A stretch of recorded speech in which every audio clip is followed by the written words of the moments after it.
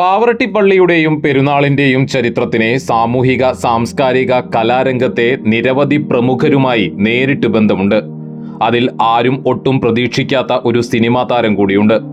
നടനും സംവിധായകനും നിർമ്മാതാവുമായ മലയാളത്തിന്റെ പ്രിയപ്പെട്ട ലാലാണ് അത്.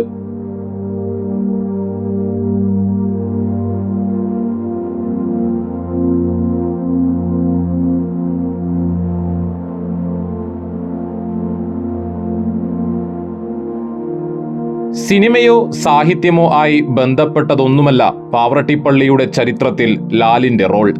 അത് പാവറട്ടി തീർത്ഥകേന്ദ്രത്തിന്റെ നിർമ്മാണവുമായി ബന്ധപ്പെട്ടതാണ്. 1975 പാവറട്ടി പുതിയ പള്ളിയുടെ പ്ലാൻ തയ്യാറാക്കിയ എഞ്ചിനീയർ ജോൺ സാമുവലിന്റെ അസിസ്റ്റന്റായി പള്ളി നിർമ്മാണത്തിന്റെ ഓരോ ഘട്ടങ്ങളിലും പാവറട്ടിയിലെത്തിയ ഓർമ്മകളാണ് ലാലിനുള്ളത്. ഒരിക്കൽ ലാൽ മീഡിയ എന്ന സ്ഥാപനത്തിൽ വെച്ചാണ് ലാൽ തന്റെ പാവറട്ടി പള്ളി അനുഭവം പങ്കുവച്ചത്.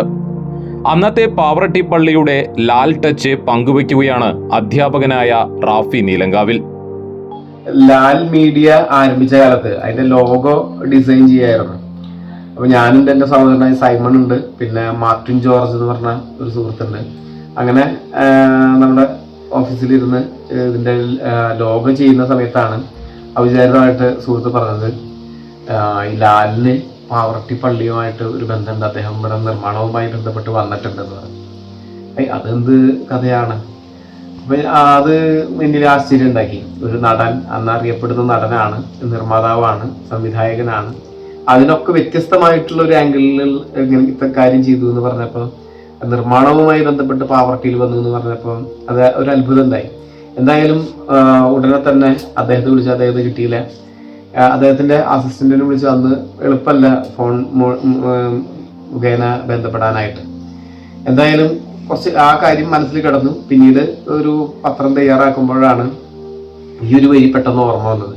ഉടനെ വീണ്ടും ട്രൈ ചെയ്ത് അദ്ദേഹത്തിന്റെ അസിസ്റ്റന്റിനെ വിളിച്ചു അദ്ദേഹമായിട്ട് കണക്ട് ചെയ്ത് ഈ ഒരു കാര്യം കൺഫേം ആക്കി അദ്ദേഹം വരാനുണ്ടായ സാഹചര്യവും എല്ലാം മനസ്സിലാക്കിയിട്ടാണ് ആ ഒരു സ്റ്റോറി ചെയ്തത്.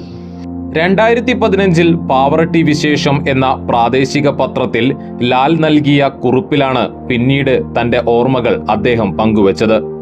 പള്ളിയുടെ നിർമ്മാണവുമായി ബന്ധപ്പെട്ടാണ് അന്ന് എറണാകുളത്ത് നിന്നും പാവറട്ടിയിലേക്ക് വരാനുള്ള അവസരം ലഭിക്കുന്നത്. പുതുമയുള്ള പ്ലാനിൽ ദേവാലയത്തിന്റെ നിർമ്മാണം നിർവഹിക്കണം എന്നതായിരുന്നു ദൗത്യം. ഇടവകയിലെ മുഴുവൻ ആളുകളെയും ഉൾക്കൊള്ളുന്ന വിധം നിർമ്മിക്കുന്ന പള്ളിയുടെ പ്ലാനിംഗ് ജോൺ സാമുവൽ സാർ തയ്യാറാക്കി. പ്ലാനിങ്ങിനനുസരിച്ചുള്ള നിർമ്മാണത്തിന്റെ നിർണായക ഘട്ടത്തിലൊക്കെ ജോൺ സാറിനോടൊപ്പം അസിസ്റ്റന്റായി താനും പാവറട്ടിയിലെത്തി.